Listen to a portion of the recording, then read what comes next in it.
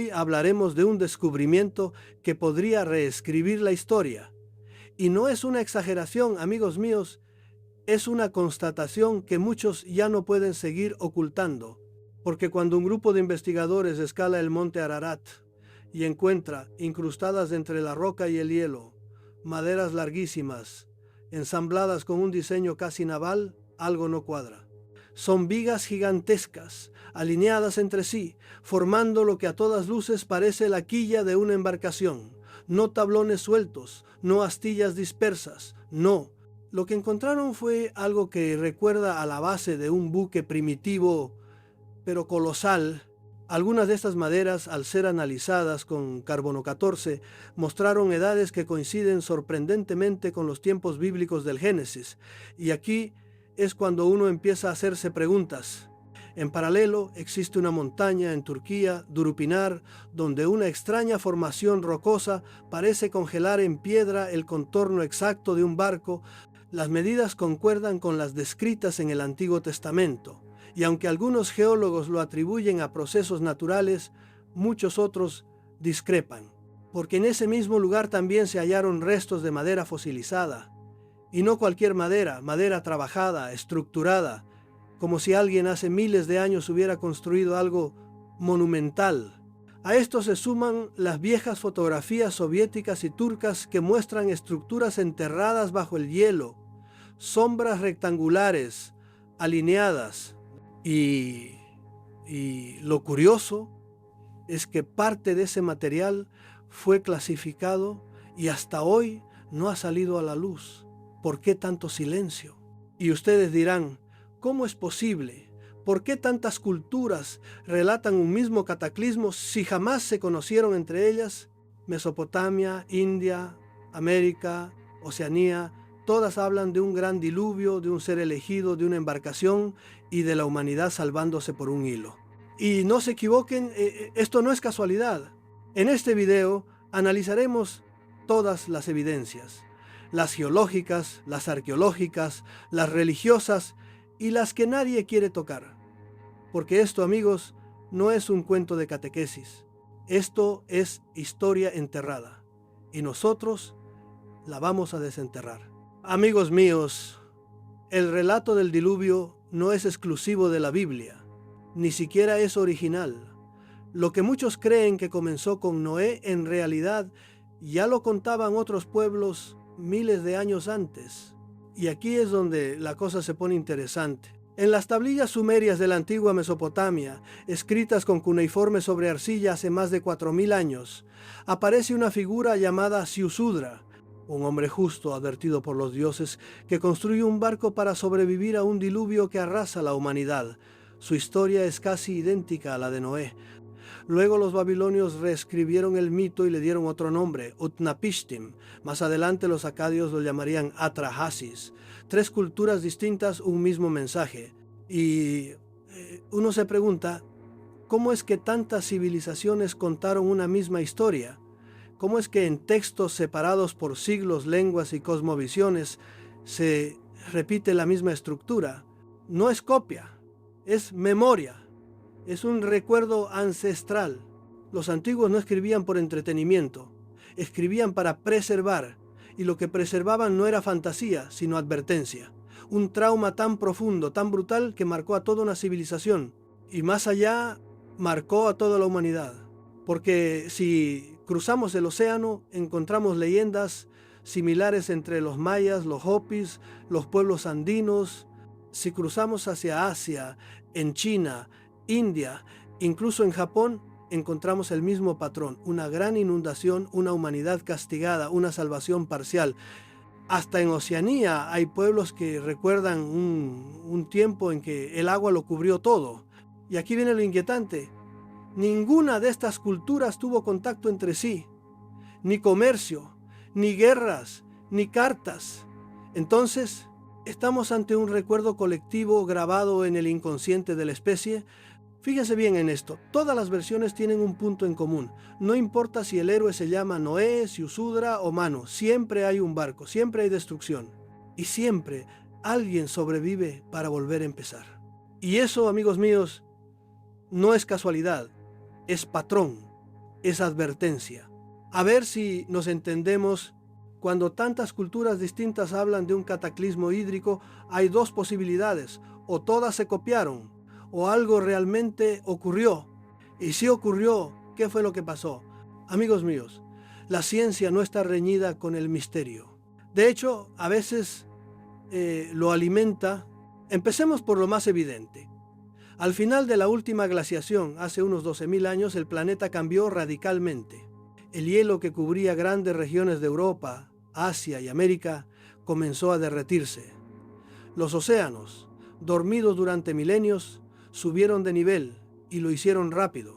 Tan rápido que millones de kilómetros cuadrados quedaron sumergidos en apenas unos siglos. Ciudades, costas enteras, valles completos bajo el agua. Los geólogos lo saben, lo han estudiado, lo han cartografiado, pero no lo enseñan como deberían. ¿Por qué? Porque si aceptamos que una inundación masiva ocurrió a escala regional o incluso continental, muchas historias mitológicas dejarían de ser cuentos y empezarían a aparecer crónicas. Y eso no conviene. Uno de los casos más fascinantes es el del Mar Negro. Hoy lo vemos como un mar cerrado, tranquilo, casi aburrido. Pero no siempre fue así. La teoría propuesta por los oceanógrafos William Ryan y Walter Pitman, basada en sondeos submarinos, propone que el Mar Negro hace miles de años era un lago de agua dulce. Estaba contenido por una barrera natural, el actual estrecho del Bósforo, hasta que algo se rompió. Tal vez un terremoto, tal vez un cambio brusco en el nivel del Mediterráneo, tal vez algo más. El caso es que el mar entró con fuerza. Una muralla de agua se abrió paso por el Bósforo y en cuestión de días toda la región se convirtió en océano. Las gentes que vivían allí, agricultoras, pastores, pescadores, lo perdieron todo. Lo que vieron fue el fin del mundo y lo contaron una y otra vez, durante generaciones, hasta que sus descendientes pusieron el recuerdo por escrito. No se crean que esto es especulación barata. Las pruebas están: sedimentos marinos con capas de transición brusca entre agua dulce y salada, estructuras sumergidas, fragmentos de cerámica, anomalías magnéticas, todo sugiere una catástrofe repentina. Y eso no es todo, hay otra teoría aún más inquietante, la del impacto. Algunos científicos han propuesto que un meteorito caído en el Mediterráneo Oriental o en el Golfo Pérsico pudo haber desencadenado un megatsunami. Las olas de cientos de metros habrían arrasado miles de kilómetros de costa y con ellas las ciudades, los templos, las gentes. Un evento así no deja solo ruinas, deja trauma, deja mito, y ese mito se convierte en arquetipo. Y todavía hay más. Algunos investigadores sugieren que ciertos mapas antiguos como el de Piri Reis podrían contener rastros de costas sumergidas. ¿Cómo lo sabían? ¿Quién se lo dijo? Entonces, amigos, ¿de verdad creemos que el diluvio es solo una metáfora? ¿O es el eco de un desastre real tan brutal que aún hoy lo llevamos en la sangre? Y ustedes dirán, ¿por qué el monte Ararat? ¿Por qué no otra montaña? Amigos míos, hay lugares en este mundo que no se eligen al azar, lugares que desde tiempos remotos han sido marcados por algo o por alguien. Y el Ararat, créanme, no es cualquier montaña. Situado en el este de Turquía, justo en la frontera con Armenia e Irán, el monte Ararat se alza como un coloso blanco, imponente, solitario. Es un volcán extinto, sí, pero también es mucho más que eso. Es símbolo, es mito, es frontera geográfica y espiritual. En la tradición judeo-cristiana se dice que fue allí donde el arca de Noé encontró reposo tras el diluvio. Pero atención, el texto bíblico original no menciona el monte Ararat, sino las montañas de Ararat. Y Ararat en realidad era el nombre de un antiguo reino, Urartu, una civilización tan misteriosa como olvidada, que habitó estas tierras antes de los persas, los armenios y los otomanos. Y aquí viene lo interesante. Ese reino Urartu veneraba a dioses de montaña, dioses de tormenta, dioses que castigaban con agua. La conexión es evidente. Pero esto no lo enseñan en catequesis. Durante siglos, el Ararat se convirtió en faro para peregrinos, visionarios, místicos y exploradores. En la Edad Media hubo intentos de ascensión liderados por monjes que decían tener visiones. Se hablaba de luces, de voces, de sueños proféticos que guiaban al pico nevado, pero nunca llegaban a la cima. Siempre pasaba algo, y esto amigos, tampoco es casualidad. En el siglo XIX, el explorador Frederick Parrott fue el primero en alcanzar la cima documentadamente. No encontró el arca, pero sí encontró algo más inquietante.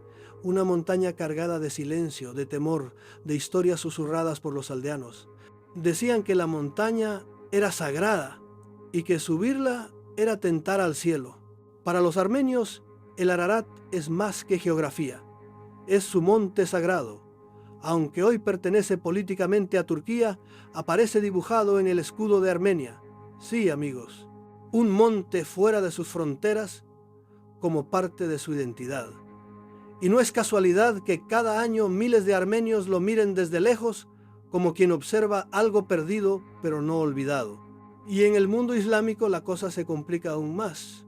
El Corán también menciona un diluvio y un profeta llamado Nuh, equivalente a Noé. Pero el monte donde descansa su arca es otro, el monte Yudi, al sur de Turquía.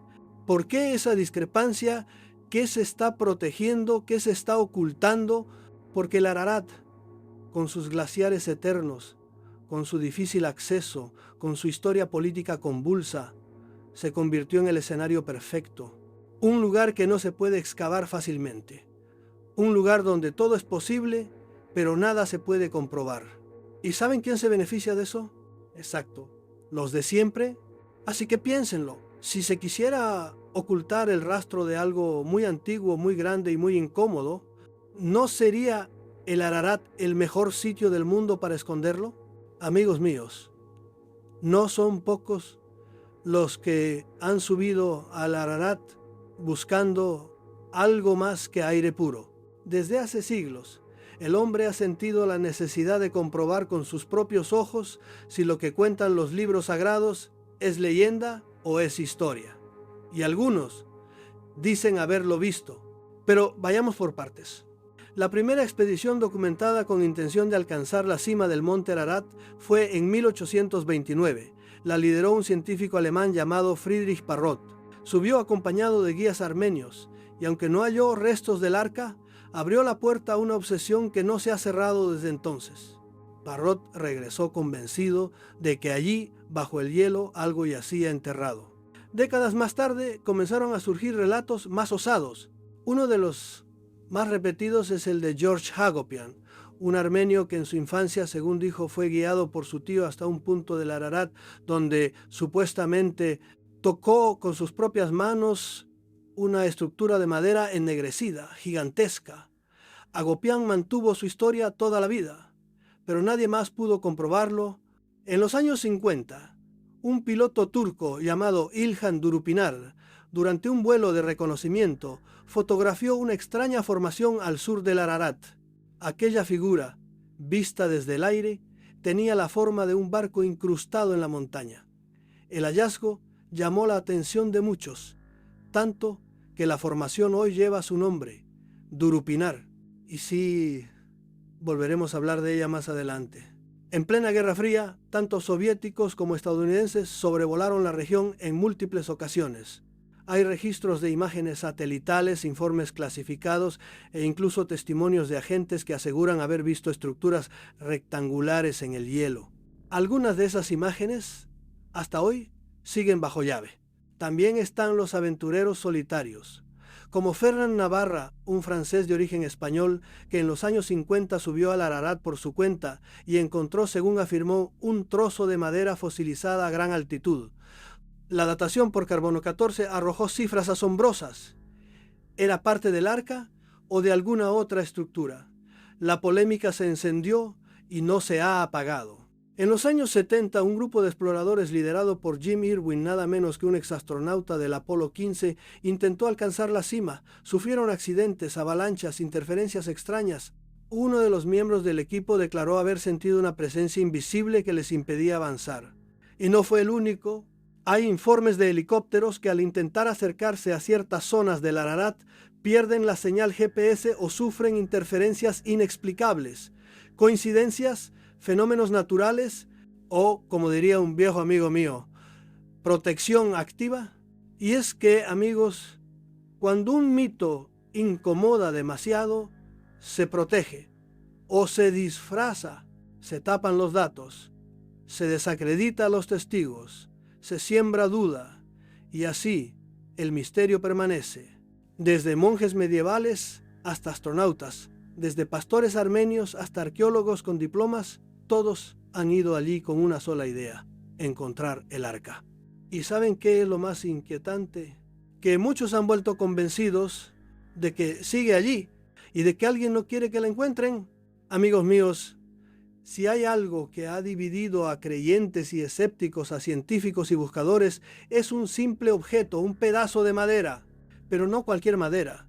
Una que apareció en el lugar exacto, en el monte exacto y con una antigüedad exacta. Demasiado exacta, si me permiten decirlo. Corría la década de los años 50, cuando Fernand Navarra, un industrial francés con alma de explorador, decidió subir al monte Ararat por su cuenta. Lo hizo con lo opuesto, sin grandes recursos, sin apoyo oficial, y según él, encontró lo que nadie había logrado en siglos: un fragmento de madera incrustado en el hielo a más de 4.000 metros de altura. Navarra bajó con aquel pedazo entre las manos, oscuro, endurecido, casi fosilizado. Se lo entregó a varios laboratorios para su análisis. El resultado, entre 5.000 y 7.000 años de antigüedad, justo en el rango temporal que los textos bíblicos atribuyen al diluvio, y ahí empezó el escándalo. Un trozo de madera milenaria, hallado en una montaña donde no crecen árboles. ¿De dónde salió? ¿Quién la puso allí? ¿Es realmente parte del arca? Los defensores del hallazgo dijeron que sí, que era una prueba directa, física, tangible. Los detractores hicieron lo de siempre: desacreditar al mensajero. Acusaron a Navarra de fraude, de haber subido con la madera en la mochila, de manipular los datos. Pero lo curioso es que no todos los laboratorios se contradijeron. Algunos incluso ampliaron el rango de datación, y eso nadie lo menciona. Más tarde, el hijo de Navarra, que lo había acompañado en la expedición, relató detalles aún más insólitos: que para extraer la madera tuvieron que descender por una grieta profunda, y que estaba incrustada como si formara parte de una estructura mayor. Y eso, amigos, no suena a casualidad. Años después, otros investigadores intentaron llegar al mismo punto. Algunos regresaron con astillas, otros con nada, pero todos decían lo mismo: allí arriba hay algo que no encaja con el relato oficial. La pieza original pasó por museos, conferencias, documentales. Se le hicieron nuevas pruebas, algunas de ellas contradictorias, pero lo cierto es que a día de hoy nadie ha demostrado de forma concluyente que aquella madera no sea auténtica. Y, sin embargo, el silencio. Porque aquí viene lo verdaderamente sospechoso: ni Turquía ni las grandes potencias han organizado excavaciones científicas serias en la zona del hallazgo. ¿Por qué? ¿No sería eso lo lógico si uno quiere resolver el misterio? La respuesta, amigos míos, ya la conocen. Esto lo saben, pero no lo dicen.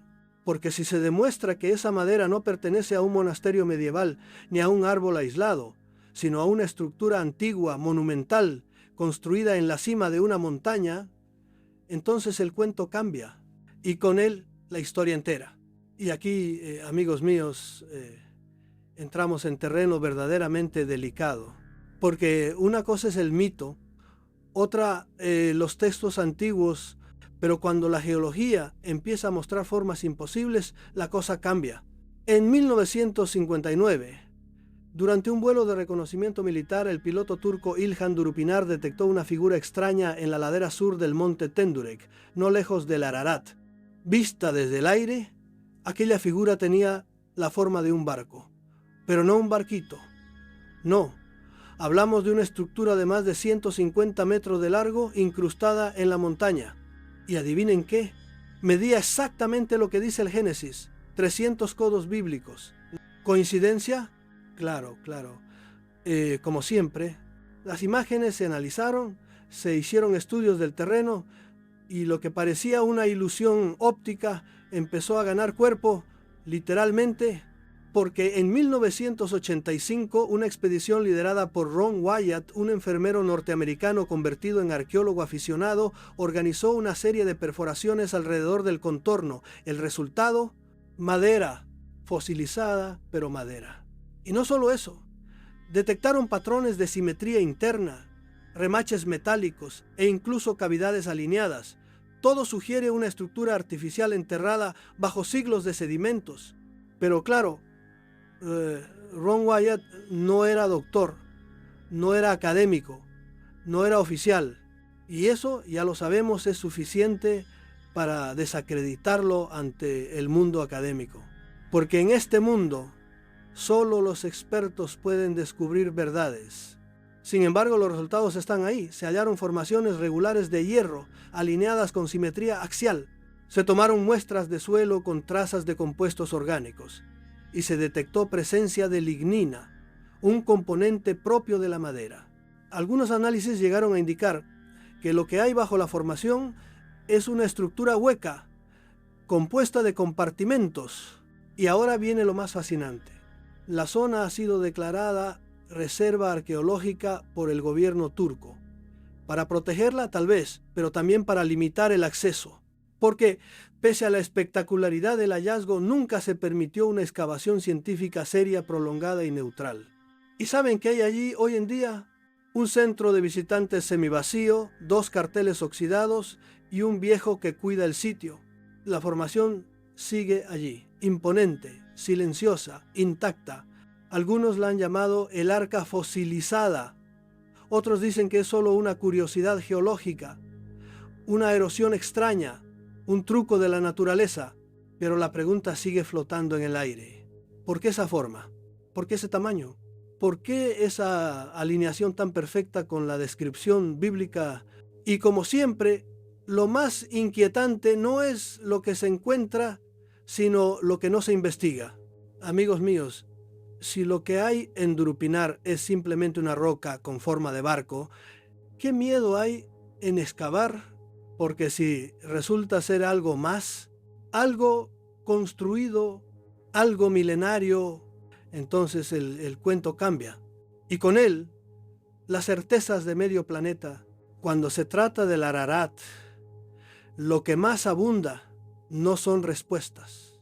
Son fotografías y muchas de ellas, amigos míos, nunca han visto la luz. Durante el siglo XX, especialmente en plena Guerra Fría, el monte Ararat se convirtió en una zona geoestratégica, no solo por sus tensiones fronterizas Turquía, Armenia, Irán, sino por su simbología cultural, religiosa y, según algunos, incluso energética. Esto atrajo la atención de agencias de inteligencia y no solo por cuestiones militares. Comencemos con los soviéticos. Durante los años 40 y 50, la Unión Soviética realizó múltiples sobrevuelos del Ararat. Según informes desclasificados en los años 90, varios vuelos de reconocimiento soviético habrían captado imágenes de anomalías rectangulares en la zona norte del monte, justo en las áreas más inaccesibles del glaciar. Estas anomalías, descritas por técnicos como formas lineales simétricas, aparecían y desaparecían en función del deshielo estacional. Es decir, no eran formaciones estables del terreno, solo visibles durante cortos periodos. El interés de los soviéticos en el Ararat no era casual. En 1949, la KGB envió una unidad cartográfica especial para registrar las regiones del Cáucaso con técnicas fotográficas aéreas de alta precisión. Se dice que durante una de esas misiones, un operador detectó lo que describió como estructura artificial colapsada bajo hielo y que las coordenadas fueron archivadas como interés especial. Nunca se volvió a mencionar oficialmente. ¿Dónde están esas imágenes? Nadie lo sabe. Del lado occidental, la situación no era menos curiosa. La CIA también realizó vuelos de reconocimiento sobre Turquía a través del programa Corona, una serie de satélites espías lanzados en los años 60. Estos satélites capturaron miles de fotografías de regiones críticas, entre ellas el monte Ararat. En 1995, cuando parte del archivo Corona fue desclasificado, se encontraron imágenes satelitales sorprendentes. Zonas de derretimiento en el glaciar revelaban líneas rectas y sombras profundas. Algunos analistas independientes sugirieron que podría tratarse de restos estructurales cubiertos por hielo o ceniza volcánica. La respuesta oficial fue que se trataba de formaciones naturales de sombra. Pero aquí es donde la cosa se pone más extraña. En 1999, un exanalista fotográfico de la Fuerza Aérea de EEUU, llamado Vince Will, reveló en una conferencia que había participado en la evaluación de imágenes del Ararat. Según él, en 1973 se analizó una serie de fotografías aéreas de muy alta resolución donde se veía claramente una forma alargada y simétrica de unos 150 metros de longitud con compartimentos internos visibles bajo el hielo. Dijo que el informe fue clasificado inmediatamente y que él mismo recibió amenazas para no volver a hablar del tema. A esto se suman testimonios de antiguos técnicos que trabajaron con el satélite Landsat en los años 80. Uno de ellos, en una entrevista concedida al periodista investigador Bill Krause, afirmó haber visto una imagen del Ararat con lo que parecía ser una estructura rectangular con sombras perfectamente alineadas, como si fueran cámaras interiores. Nunca se publicó, pero los indicios no se limitan a las superpotencias. En 2003, una empresa privada de georreconocimiento con sede en Canadá analizó imágenes infrarrojas del Ararat y Durupinar. Lo que encontraron fueron diferencias térmicas anómalas en zonas donde no debería haber nada. Las imágenes mostraban zonas más cálidas justo donde los supuestos restos del arca habrían estado enterrados. Gas bajo la superficie, cavidades artificiales, restos de material orgánico, nunca se investigó.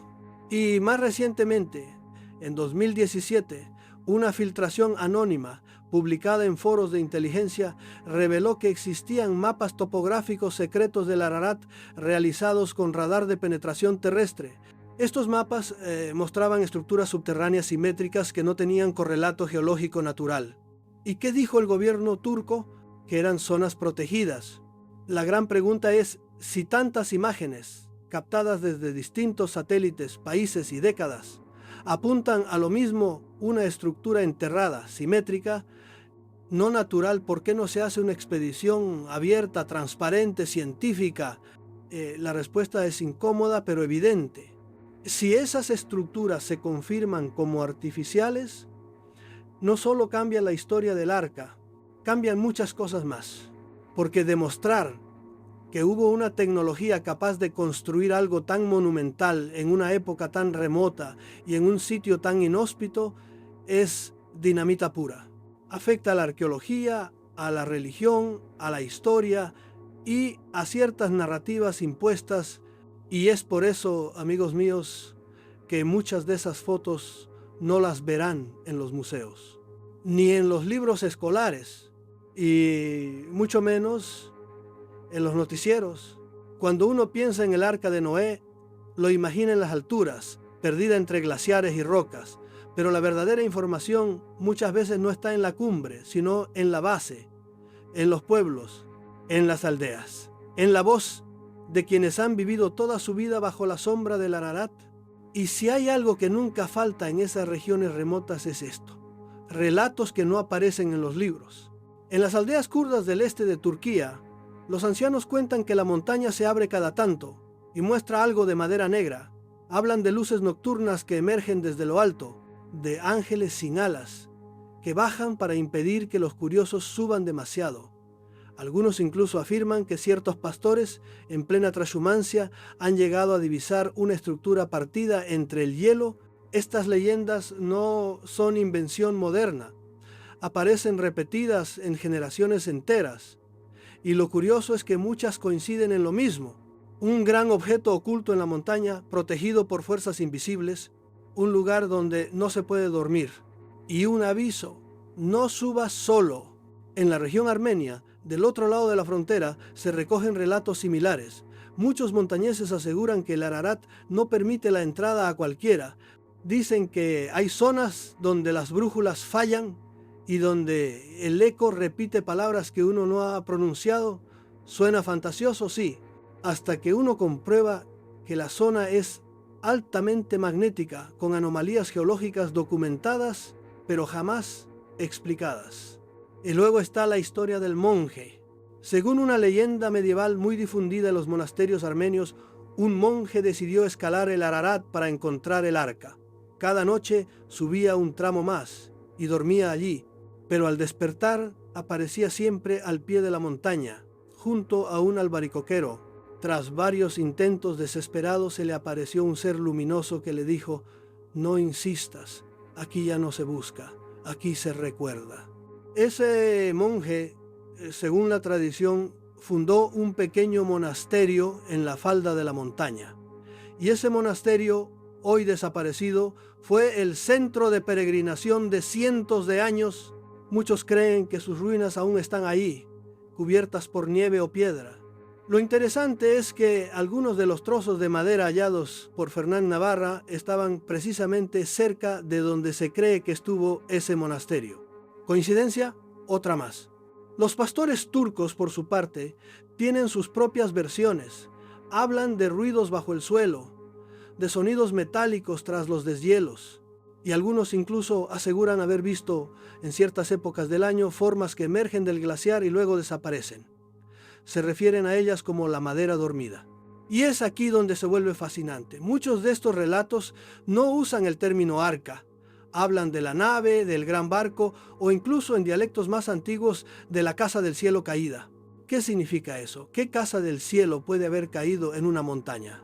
En otras tradiciones locales, como entre los yazidíes, una minoría religiosa perseguida durante siglos, se cuenta que el monte Ararat es un lugar sagrado porque allí se posó el recipiente de los elegidos.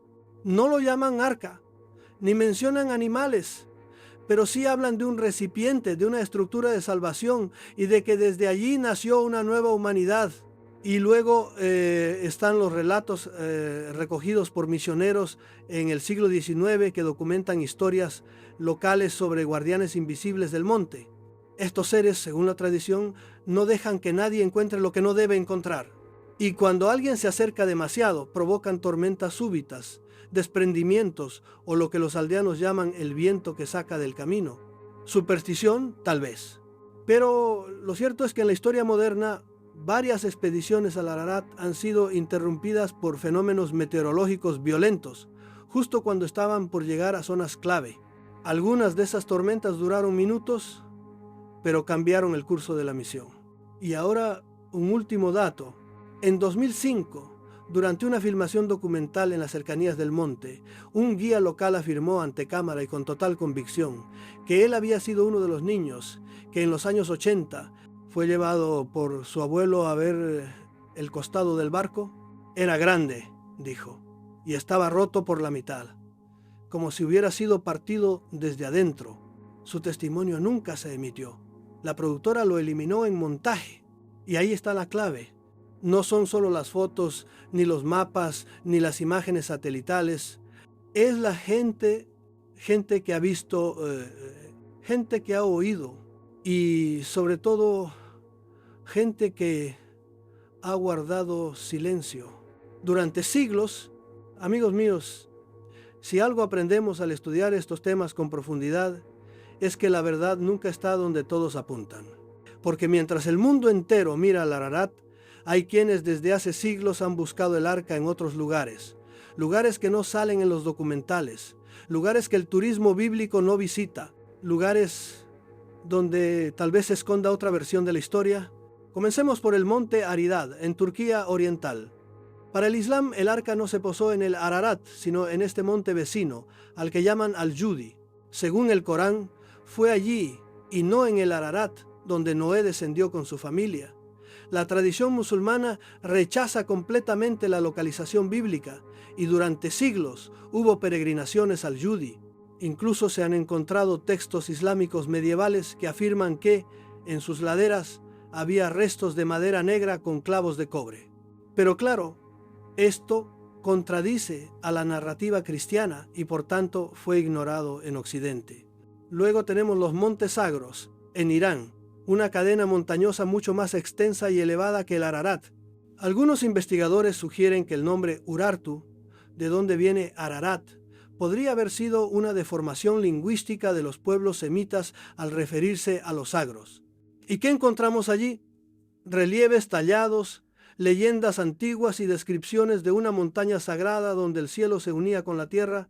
Varios arqueólogos iraníes han propuesto explorar esta zona, pero las tensiones políticas con Occidente han mantenido todo congelado. Y aquí entra una teoría aún más intrigante.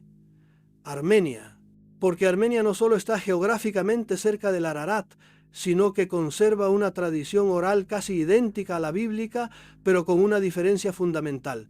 Para ellos, el arca no aterrizó en una montaña concreta, sino que se desintegró al tocar tierra, esparciendo sus restos por distintos valles. Algunos afirman que fragmentos de gran tamaño llegaron hasta el lago Seván. Incluso hay crónicas medievales armenias que mencionan la madera flotante que se adoraba en primavera como parte de rituales antiguos. Pasamos ahora a Georgia. Sí, Georgia, porque hay una corriente de investigación que sitúa el arca no en el sur sino más al norte. Basan su hipótesis en textos griegos antiguos que ubican el diluvio en la región del Cáucaso. ¿La prueba? Un conjunto de piedras megalíticas en las montañas de Jabaqueti, cuyas inscripciones hablan de un recipiente celeste que trajo vida nueva después de la destrucción. Además, muchos lingüistas han señalado que la raíz proto-indo-europea de barco y salvación aparece repetida en dialectos georgianos, no en hebreo ni en arameo. Y ahora, amigos míos, escuchen esto bien. Hay una teoría radical, pero muy sugerente, la del arca dispersa. Según esta idea, el arca existió, sí, pero fue arrastrada por glaciares y aludes, rompiéndose en fragmentos que terminaron a cientos de kilómetros del punto de impacto original. Esos fragmentos serían los trozos de madera antigua que han ido apareciendo en zonas aisladas, como los que halló Fernán Navarra o los de Durupinar. ¿Demasiado fantasiosa? Bueno, si un glaciar puede arrastrar toneladas de roca durante siglos, ¿por qué no restos de una estructura de madera? Y aún hay más. Algunos antropólogos sostienen que el arca no fue nunca una embarcación literal, que toda la historia es una alegoría, que el arca representa un conocimiento preservado, no un objeto físico. Según esta interpretación, los animales serían símbolos de especies genéticas. Noé sería un grupo sacerdotal antiguo que guardó el saber de la civilización anterior al cataclismo y el diluvio. Una metáfora del olvido, de la ruptura de continuidad histórica. Una biblioteca escondida en una montaña, una cápsula de ADN prehistórica, una nave, no lo sabemos. Pero la teoría cobra fuerza si uno recuerda cuántas culturas hablan de sabiduría venida del cielo, tablas sagradas salvadas del agua o sabios que cruzaron las aguas en grandes cajas de piedra. Y como guinda final, escuchen esto. En 1989, un satélite espía estadounidense del programa Keyhole detectó en una zona montañosa de Irán lo que parecía una estructura rectangular semienterrada, alineada con el eje norte-sur. No era una formación geológica, tenía ángulos perfectos. Se filtraron 3 fotos y luego silencio. Ni confirmación ni desmentido. Y eso, amigos míos, suele ser lo más revelador.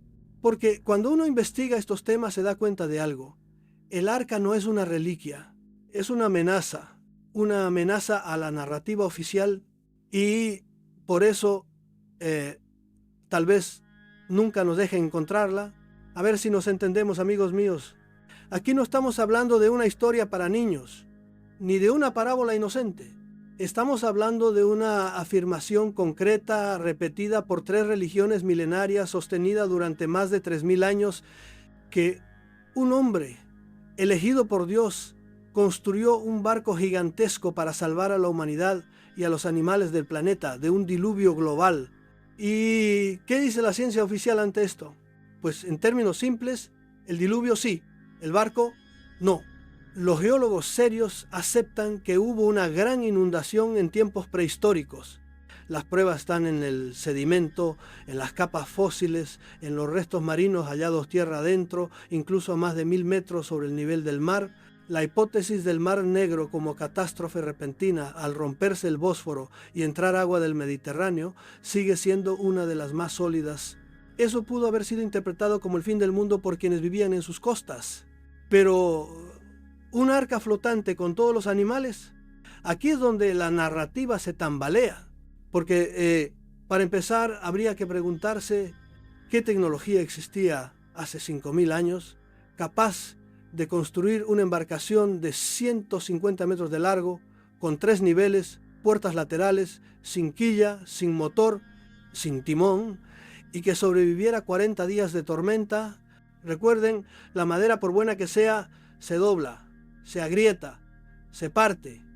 Y más aún, cuando hablamos de estructuras sin refuerzo metálico interno. De hecho, la ingeniería naval moderna sugiere que un barco de esas dimensiones, hecho solo de madera, sin soportes de acero, colapsaría por su propio peso al tercer día. Ahora bien, esto no lo dicen los textos sagrados. Esto lo dicen los ingenieros navales, es decir, la ciencia. Pero entonces uno mira los documentos religiosos y la cosa se complica, porque la Biblia no da muchos detalles técnicos. Habla de codos como unidad de medida, de betún para impermeabilizar y poco más. Pero el Corán, el Midrash judío y algunos textos gnósticos antiguos sí insinúan algo más extraño, que Noé no era un simple campesino, que había recibido instrucciones divinas para construir el barco. ¿Y de quién?